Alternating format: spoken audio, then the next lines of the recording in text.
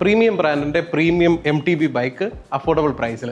അതാണ് സ്കോട്ടിൻ്റെ ആസ്പെക്ട് 750. സ്കോട്ടിനെ കുറിച്ച് കൂടുതൽ പറയേണ്ട കാര്യമില്ല, കാരണം എല്ലാം അതിൻ്റെ പ്രീമിയം സെഗ്മെൻറ്റിൽ തന്നെ ആയിരിക്കും അവർ ചെയ്തിരിക്കുന്നത്. ഇപ്പോൾ നമുക്ക് സസ്പെൻഷൻ നോക്കുകയാണെങ്കിൽ SR സാറിൻ്റെ ഉണ്ട് ഒരു ലോക്കൗട്ട് സസ്പെൻഷനാണ്, ഇത് ഹൈഡ്രോളിക് ആണ്. ഇനി ഹാൻഡിൽ ബാർ നോക്കുകയാണെങ്കിൽ വൈഡ് ഹാൻഡിൽ ബാറാണ്. ഫ്രെയിം നോക്കുകയാണെങ്കിൽ നമുക്ക് ഇതൊരു ലാർജ് ഫ്രെയിമാണ്, ഇതിന് 3 ഫ്രെയിമുണ്ട്. ക്രാങ്ക് സെറ്റ് നോക്കുകയാണെങ്കിൽ ഷിമാനോയുടെ ക്രാങ്ക് സെറ്റാണ്. ഇതിൻ്റെ ബോട്ടം ബ്രാക്കറ്റ് നോക്കുകയാണെങ്കിൽ ഹോളോ ബോട്ടം ബ്രാക്കറ്റാണ് വരുന്നത്, അതും ഷിമാനോയുടെ ആണ്. ഇവിടെ നമുക്ക് 2 സ്പീഡാണ് വരുന്നത്, 20-36 എന്ന് പറയുന്ന ടീത്താണ് വരുന്നത്. ബാക്കിലേക്ക് വരുമ്പോഴത്തേക്ക് നമുക്ക് ഷിമാനോയുടെ ഓൾട്ടസ് ആണ് ബാക്കിൽ ഡീറൈലറായിട്ട് വരുന്നത്.